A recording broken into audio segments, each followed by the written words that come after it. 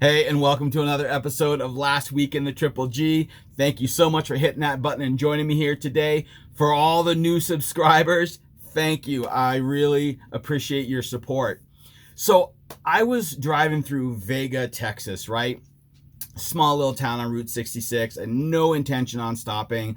I was actually running a little late, so I was just gonna buzz through, right?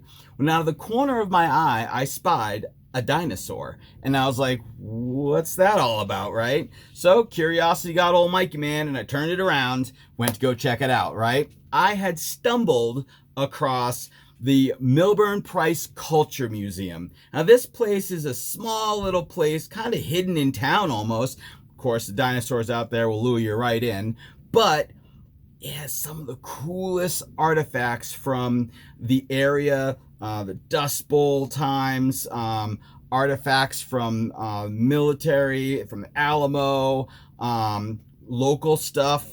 It's just a really cool place.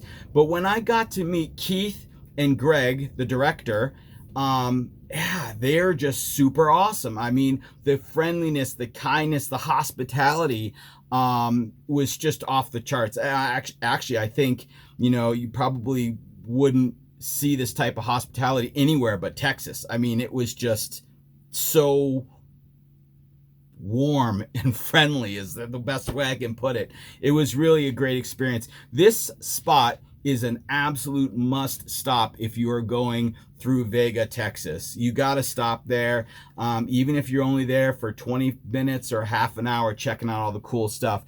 I got some pictures to show you, and I got 2 interviews in here, so buckle up. Let's go.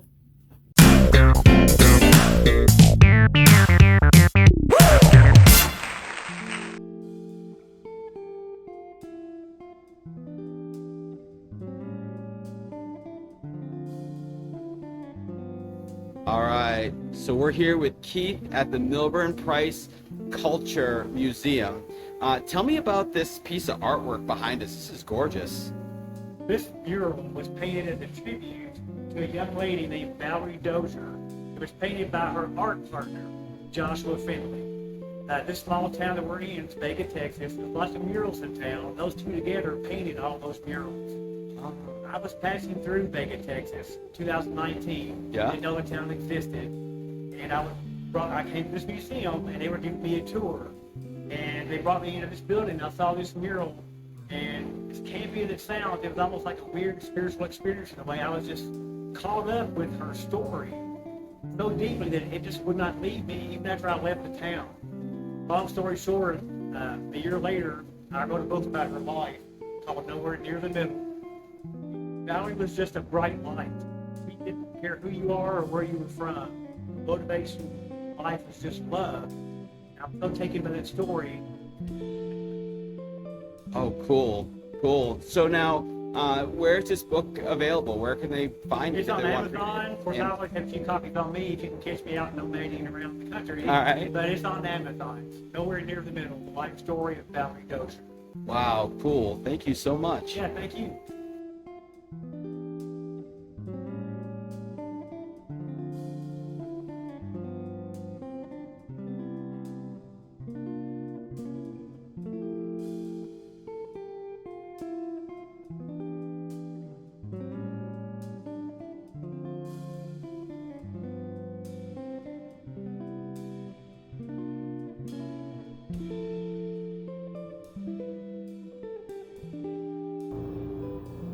So I am here at the Milburn-Price Culture Museum. And I'm here with Greg. Greg, tell me about your museum. Hello, I'm Greg Kahn. I'm the director of the Milburn-Price Culture Museum. We've been here about 8 years, 4 months. We started back in May of 2014. And it got started because I was retired. I went to the Chamber of Commerce person and said, if you can find the building, I'll be your curator. A week later, we're meeting with the lady that owned this building. She said, if you put my name on the building, I'll give you the property. So we started that week, and that week that we started, people found out what we were doing. They just started bringing things through the door. Wow. And so it's been like that for 8 years. Things come through the door. And so we didn't know how to be a museum. We just started collecting things and trying to make it look neat. And we didn't even realize we were really connected to be a 66, Route 66 museum until about the second week here. People started coming from the old Magnolia station across the road that were traveling Route 66 to see what we were doing, and found out pretty quick that there's people from all over the world that travel through a little town of Vega, Texas. Every country, I don't remember how many countries, 50 or 60 countries we've had through here in the last 8 years. Wow. The summer times are busy. Finally, after COVID, people are back. Yeah. First, during COVID, it was just us and the crickets. So we enjoy engaging with people. We have a 126-year-old printing press that we like to start out. We have people make a little souvenir. So we ask them to take one of our postcards, and get them to spin the wheel, just like on the Wheel of Fortune, whenever the lock's not on. And we get to do this for themselves, and they get to make a little postcard, a little souvenir for the trip on one of our postcards. Very cool. We let them take that home, and we like to walk them through the museum and answer any questions that they might have. We have a wide array of stuff, local things that have been donated. We got things that have been loaned. We have things we purchased to keep in the county. This is one of the things we purchased that belonged to Ed Murphy, one of our characters here in town who's no longer living, but he did the Oldham County News on the headlines and things on this. So we get to use this piece of history to engage our tourists. And we have, of course, we're a ranching and farming community, so we have a little bit of example of the cowboy and western things around. Route 66, of course, things from different mercantiles and hardwares that were in the county, scales and things, old gas pumps. We have a ceiling fan that's made out of a windmill. We wouldn't even settle this country had it not been for the windmills and bringing water to the cattle and to the people. So we like to just tell the history the best we can of Oldham County and just inform people of what we're about here in this small community. Wow, that's really great. You have some awesome stuff in here. Thank you. And so you have a lot of local stuff and that's immediate to the town, but also in the state of Texas. Right. And we have some cases that were actually in the Alamo down in San Antonio, some display cases that were surplus, and we were able to get those and put our World War I or World War II, some weapons and things in those cases. We have grandma's sewing machines. We got like 14 treadle sewing machines because everybody's grandma had one. Right. And so we also have two buildings. We have this building that we started in, and we've expanded to the old Rowards Hardware building. It was the longest continually operated hardware store on Route 66 until they went out of business, and we purchased the building. And then we expanded over there. We have our horses and buggies. We've got a 250 Barbie doll collection. Local photographer took a lot of historic pictures around the county. We've got those displayed, the Russell display. We've got a B-1 bomber, if you can imagine a B-1 bomber being in a small building. We've got a wind tunnel model from NASA. We have a NASA, I call it the NASA moon rock saw. It's a big saw that we saw granite with for different projects. Oh, wow. We have a military Humvee that we give free rides around town. We get you on the old original alignment of Route 66 through town and tell you a little bit of history. Oh, about wow. the courthouse, about some of the buildings in town, and let you take pictures of some of the murals around town while you're on the Humvee ride. And if you're lucky enough, you might get to drive the Humvee. Wow. And whenever we have a little water in town, which is rarely, we get to splash through a little mud. Yeah. That's always a lot of fun. Wow. Well, I'm really interested in seeing these cases from the Alamo. Why don't you show those to me? Sure. We'll come up to this one that I've got here. We'll take a picture of it. These display cases are really a treasure. I found a picture on the internet of them in the Alamo in 1938.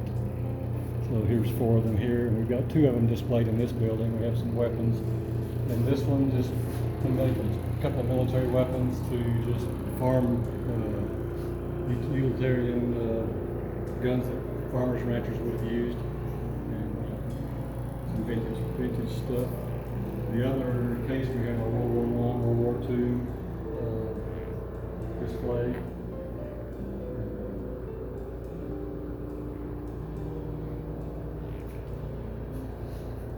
And we have a little 10-foot tall fish tank, the lights off right now, but that's made out of a Pyrex tube that I got out of a Pantex auction out of Amarillo and turned it into a fish tank.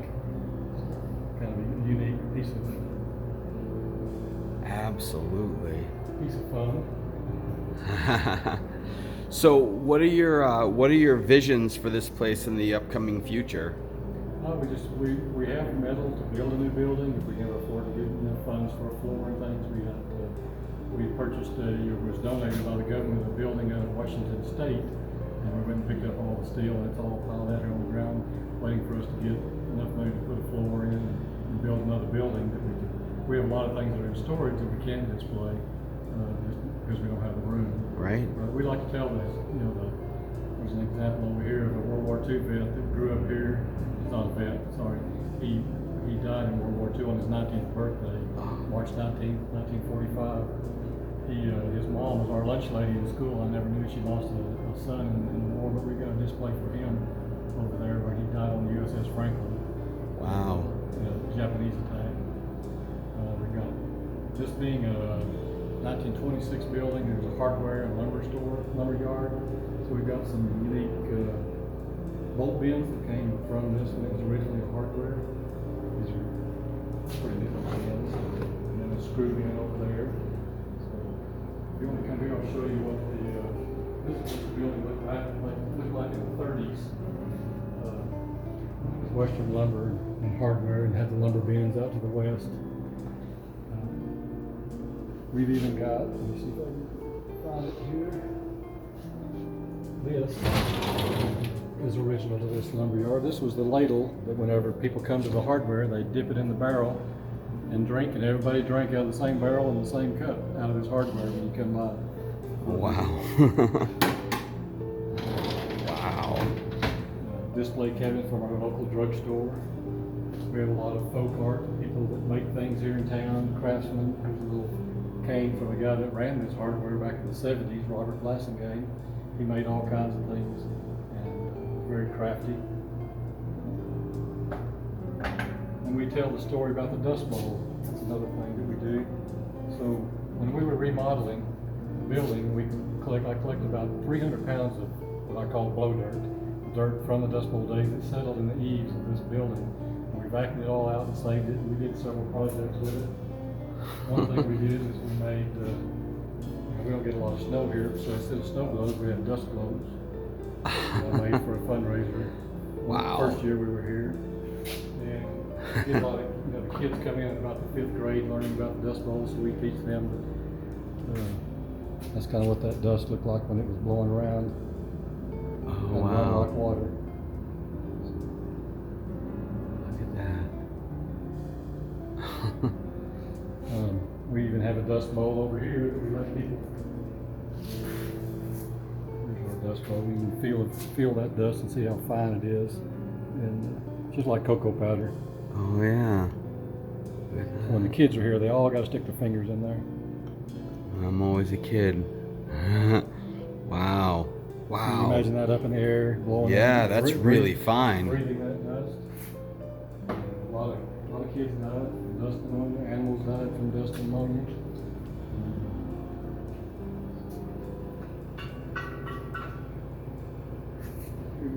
Also, another little thing to do is tell the Dust Bowl stories. We have some iconic photos. We make these cards and we punch a hole in them, and we got little vials of the dust where you can actually take home a little bit of the dust. So, because everybody needs more dust in their house. Right. So this is my wife pulling the ceiling down, recreating the Dust Bowl, and some iconic photos, and then some history of the Dust Bowl. In '66 kind of became famous in doing the Dust Bowl and was used a lot by people wanting to leave this country because of all the dust. They just couldn't take it anymore. And they hightailed it to California, Arizona. They all became Okies because you might be from Texas and wind up in California and they still called you an Okie. Right. Because of why you were going. Interesting. My granddad came here in 1910, moved here from Iowa, and he stayed all during the Dust Bowl days, served in World War I. I've got his World War I uniform back there. And he loved Texas. He loved it here. And wrote a lot of poems about his love for Texas and the land and the people. And so we just like telling people stories that grew up here if we can, and kind of the culture of what this place is about. We're an agricultural and ranching area. We're famous for the XIT Ranch that built our capital in Austin. So we've got the world's largest branding iron. That I noticed that outside. I figured the world's largest ranch under fence ought to have the world's largest branding iron. Absolutely. Our problem is none of our cattle will survive the brand. So we just have a barbecue for the brand. Right. We also have on the next highway, I built a 5,000-pound dinosaur. It's an ankylosaurus that kids can climb on. A 9/11 memorial over there next to the highway that we put out last September at the 20th anniversary of 9/11. You can see here on these maps where we get people from all over the world. And people will stand out there at the 9/11 memorial and tell their story where they were that day that happened. So it's a good remembrance, something we can help people always to remember that day. We originally started with this map of the world, and then Europe filled up, the US filled up, so we put up a US map, and then we had to put up a European map. And then just before COVID, we put up an Australia and New Zealand map, and haven't had too many visitors from Australia and New Zealand since this map was put up. Wow. This area here we call our gift shop, but it's actually where locals come and drink coffee, have snacks, tell lies, and all kinds of things. So it's a good place to gather for local folks to come in and socialize. Wow, very cool.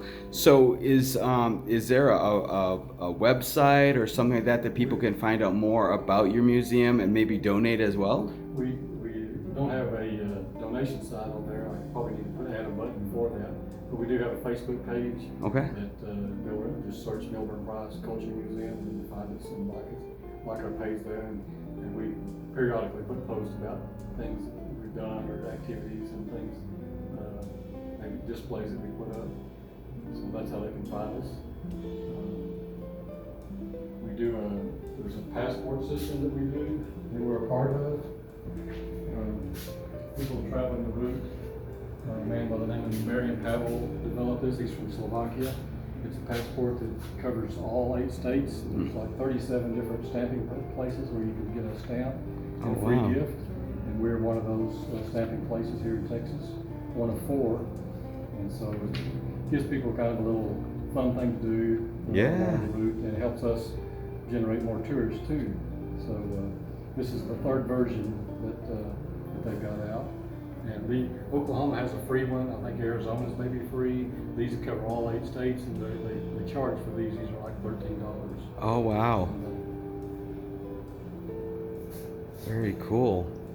Well, Greg, I love your place. This is really a great museum, and I thank you so much for not only your hospitality, but showing me around and tell me a little bit about the history of not only the town, but how this was created. So I really appreciate that. Thank you so much. Thank you.